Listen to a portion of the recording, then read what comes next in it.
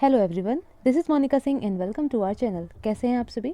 हमने creating an inclusive education BEd second year के first paper का टॉपिक शुरू किया था इंक्लूसिव एजुकेशन यूनिट 1 में, जहां हमने इंक्लूसिव एजुकेशन का मीनिंग देखा, डेफिनेशन देखी, साथ ही साथ मेन स्ट्रीम की डेफिनेशन देखी।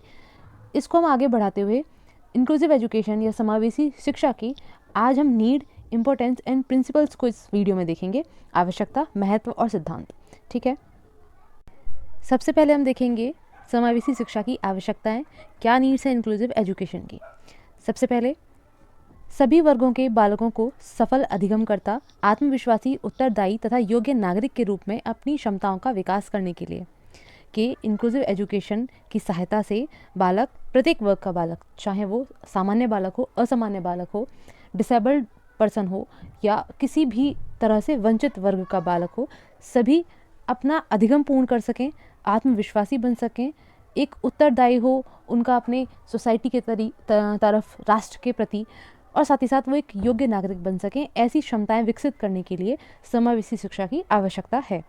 नेक्स्ट, शैक्षिक आकांक्षाओं की पूर्ति हेतु सोसाइटी की, फैमिली की या पर्सन की भी कुछ आकांक्षाएं होती हैं। उसमें से एक शैक्षिक आकांक्षा भी होती है कि हाँ, उनको शिक्षा के क्षेत्र में ऐसे कार्य करने हैं या ऐसा सीखना है, तो उसकी पूर्ति हेतु भी समावेशी शिक्षा द्वारा की जा सकती है। थर्ड है, प्रत्येक बालक को मुख्य धारा में लाने हेतु तथा प्रगति के समान अवसर उपलब्ध करने हेतु। प्रत्येक बालक को मुख्य धारा में, लास्ट वीडियो में हमने देखा था, मुख्य धारा से तात्पर्य है कि जो एक सामान्य बालक है, जो फैसिलिटीज़, जो रिसोर्सेज या हेल्प एक सामान्य बालक को मिल रही है एक सोसाइटी में रहने पर, जो नॉर्मली जो वर्क हो रहा है ना, वैसे ही एजुकेशन के फील्ड में, सिस्टम में जो चीज़ें चल रही हैं वो मुख्य धारा में आती हैं। तो मुख्य धारा से सभी बालक को जोड़ा जा सके, ये समावेशी शिक्षा का उद्देश्य होता है। तो उसी के अनुसार यहाँ ये आवश्यकता भी बन जाती है कि समावेशी शिक्षा की क्यों आवश्यकता है, कि हम प्रत्येक बालक को मुख्य धारा में ला सकें और उनको प्रगति के समान अवसर उपलब्ध करा सकें। प्रगति के समान अवसर कैसे? यदि कोई बालक है किसी प्रकार से वो अपंग है, चल नहीं सकता, तो आप उन्हें चलने के लिए बैसाखी या बाकी जो भी एड्स की ज़रूरत पड़ेगी वो प्रोवाइड कराएंगे। अगर देखने में अक्षमक है, थोड़ा कुछ उनमें दिक्कत है, कम है, तो उस अनुसार आप ग्लासेस की, है ना, क्या चश्मे की हेल्प करेंगे। इसके अलावा और भी पठन पाठन सामग्री हो गई, टीचिंग एड्स, उनकी सहायता से आप मदद करेंगे। कोई इकोनॉमिकली वीक है तो आप इकोनॉमिकली हेल्प करके मदद करेंगे। इस तरीके से आप समान अवसर उपलब्ध कराने की कोशिश करेंगे कि जो भी परेशानियां उनको दूर कर कर बालक को इस लायक बनाया जा सके कि जो भी अवसर बाकी बालकों को मिल रहे हैं और वो उससे फ़ायदा उठा रहे हैं, आगे बढ़ रहे हैं, वैसे ही एक किसी भी प्रकार का वंचित बालक भी सामान्य बालकों की भांति आगे बढ़ सके। नेक्स्ट है आपका शिक्षा के सार्वभौमिकरण के लिए। अब आप देखेंगे कि बहुत सारी स्कीम्स हैं, योजनाएं हैं, क्यों चलाई जाती हैं या जा रही हैं, पहले भी चलाई गई हैं, कि प्रत्येक बालक को शिक्षा प्राप्त हो सके। तो उससे क्या मतलब है? सार्वभौमिकरण, यूनिवर्सलाइजेशन, सब तक शिक्षा पहुंच सके।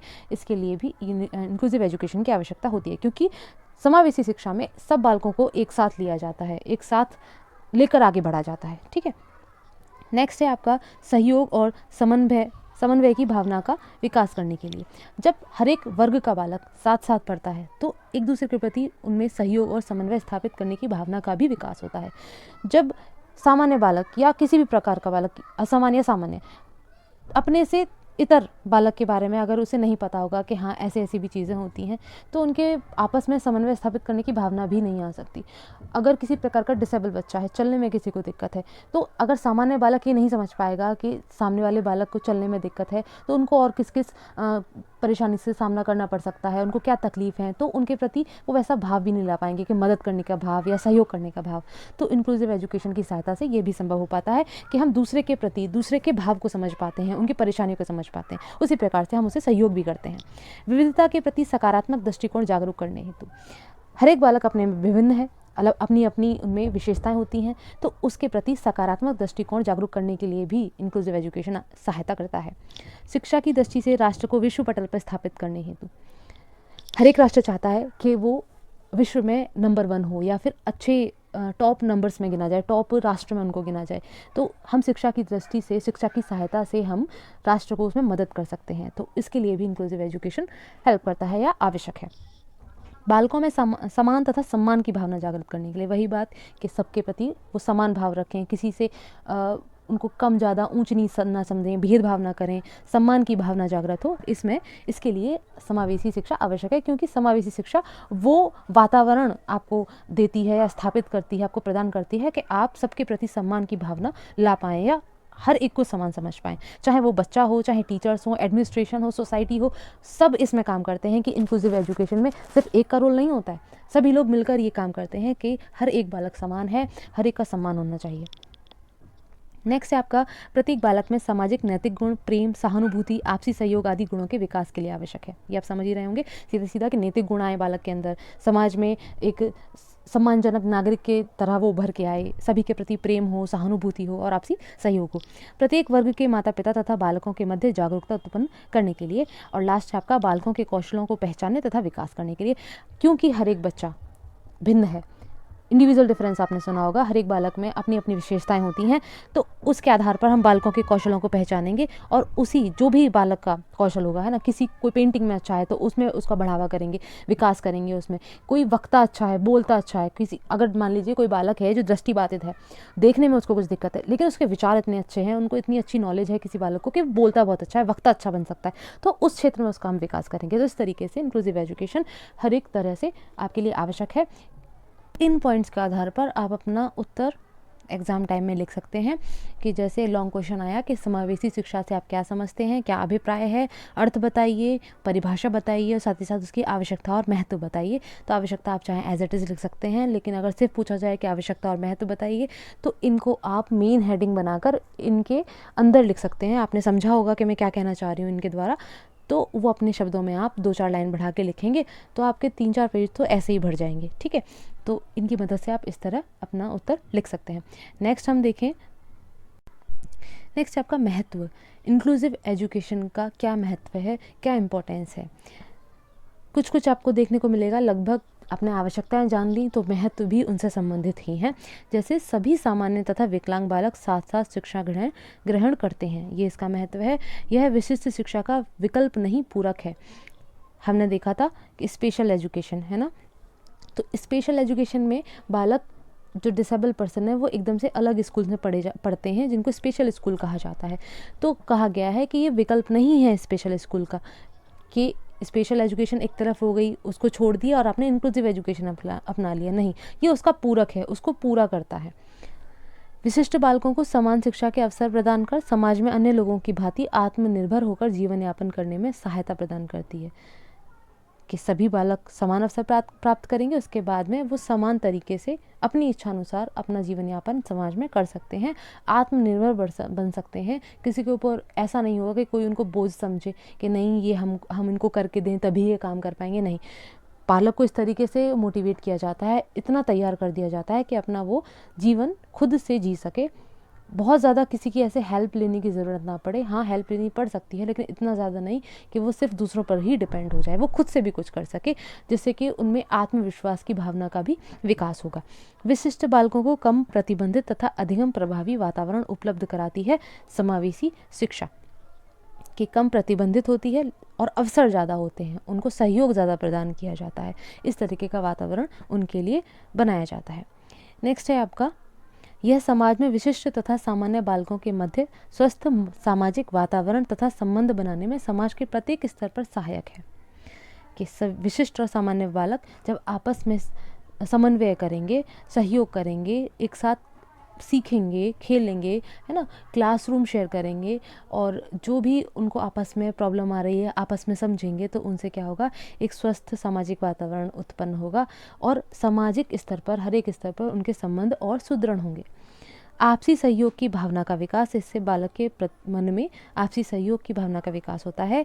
सभी बालकों की महत्ता, मतलब हर एक बालक अपने में विशेष है, ये यहाँ मानकर चला जाता है, तो इसलिए इसका महत्व है समावेशी शिक्षा का, कि यहाँ हर एक बालक को समान नज़रों से देखा जाता है, हर एक का महत्व है, हर एक बच्चा अपने आप में सक्षम है, अपने आप में परिपूर्ण है। बस थोड़ा थोड़ा ये होता है कि किसी बालक को अधिक सहायता की आवश्यकता होती है। जीवन यापन के स्तर को ऊंचा उठाने तथा नागरिक अधिकार को यह शिक्षा सुनिश्चित करती है कि अपने जीवन को वो ऊंचा उठा सकें और एक योग्य नागरिक की भांति राष्ट्र में अपना योगदान प्रदान कर सकें। नेक्स्ट है आपका, समावेशी शिक्षा मितव्ययी है।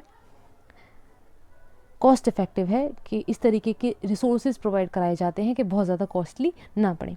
एकीकरण की प्रक्रिया को सुदृढ़ बनाती है कि सभी को एक साथ लाया जा सके। यह विशेष शिक्षा एक नवीन प्रगतिशील स्वरूप है। क्या है? प्रोग्रेसिव फॉर्म है। हर दिन ये प्रोग्रेस करती है, क्योंकि नई नई आप बालक के बारे में बातें जानते हैं, उसमें फिर मॉडिफाई करेंगे। प्रत्येक बालक की अधिगम की गति भिन्न भिन्न होती है, तो इसलिए उसके लिए टीचर को अलग अलग स्ट्रेटजीज़ या प्लान्स रेडी करने पड़ेंगे कि बालक किस तरीके से सीख पाता है। वही उनको जो तरीका है, प्रक्रिया है, मेथड है, वो अपनाना पड़ेगा। तो इस तरीके से क्या होता है, शिक्षा का नवीनीकरण होता है, या समय रहते हुए समय के अनुसार जो जो आवश्यकता होती है समाज की, हमें करिकुलम में भी डेवलपमेंट करना पड़ता है। तो ये भी एक क्या है, प्रगतिशील स्वरूप हुआ। तो इस अनुसार ये शिक्षा का क्या होगा, प्रगतिशील स्वरूप प्रदान करेगा। नेक्स्ट है आपका समानता के सिद्धांत पर आधारित। तो ये तो है ही, आप जानते हैं कि क्योंकि समावेशी शिक्षा में प्रत्येक को अवसर दिया जाता है, इसलिए समानता के सिद्धांत पर आधारित है। नेक्स्ट है आपके प्रिंसिपल्स या सिद्धांत। तो समावेशी शिक्षा के क्या सिद्धांत हैं वो हम देखते हैं।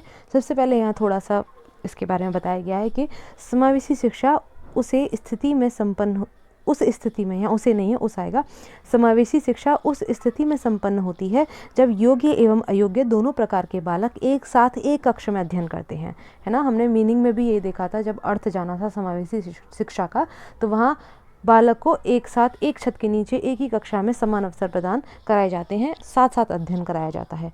मात्र दोनों प्रकार के बालकों को एक साथ बैठा देने से अच्छे परिणाम नहीं होते। लेकिन ये बात भी सही है, आप सिर्फ बैठा दें तब तो नहीं होगा, उसके साथ साथ बालक को वैसी ही सहायता भी आपको देनी पड़ेगी। मतलब स्कूल को ऐसी सहायता देनी पड़ेगी, टीचर्स ऐसे प्रोवाइड कराने पड़ेंगे जो उनकी प्रॉब्लम्स को समझ सकें। जब अच्छे परिणाम तभी प्राप्त होते हैं जब दोनों प्रकार के बालकों में सक्रिय भागीदारी होती है, योजना बनाते हैं, सहयोग करते हैं और प्रतिबद्धता जाहिर करते हैं। साथ साथ आपको उनको क्या है, भागीदारी, एक साथ बच्चों को लाना पड़ेगा, उनके साथ साथ एक्टिविटीज़ करानी पड़ेंगी, योजना ऐसी, मतलब करिकुलम ऐसा बनाना पड़ेगा, स्ट्रेटजीज़ बनानी पड़ेंगी, टीचिंग प्लान्स ऐसे बनाने पड़ेंगे कि सामान्य और असामान्य आप दोनों को पढ़ा सकें। ठीक, साथ ही साथ सहयोग कर सकें।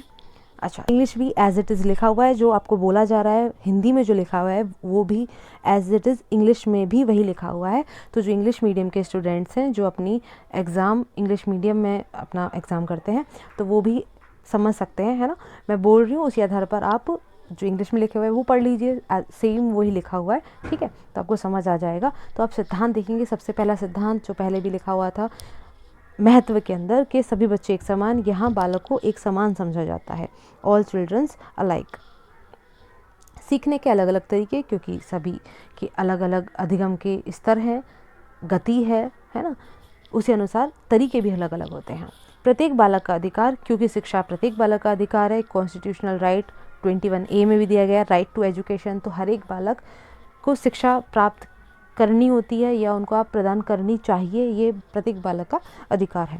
व्यक्तिगत विभिन्नता पर आधारित, क्योंकि प्रत्येक बालक अपने आप में भिन्न है, भिन्न भिन्न योग्यताएं रखता है, इसलिए समावेशी शिक्षा ऑब्वियसली व्यक्तिगत विभिन्नता पर आधारित है, इंडिविजुअल डिफरेंसेस पर आधारित है। सहज, सजीव एवं सौहार्दपूर्ण वातावरण, समावेशी शिक्षा का ये भी प्रिंसिपल है कि सहज वातावरण प्रदान करना है, आपको सौहार्दपूर्ण वातावरण भी प्रदान करना होता है। ऐसा नहीं है कि आपने विभिन्न विभिन्न क्षेत्र के भिन्न भिन्न स्तर के बालक को अपने विद्यालय में प्रवेश दे दिया, लेकिन आप उनके रिसोर्सेज का ध्यान नहीं रख रहे, आप उनकी आवश्यकताओं का ध्यान नहीं रख रहे हैं, ठीक है, और उनके बीच मतभेद हो गए या टीचर नहीं समझ पा रहे हैं, वैसा नहीं होना चाहिए। आपको उनको वैसा वातावरण भी प्रदान करना होगा। नेक्स्ट है आपका विशिष्ट कार्य प्रणाली, क्योंकि आपके पास विशिष्ट बालक भी होंगे, इसके लिए आपको कार्य प्रणाली भी वैसी बनानी पड़ेगी।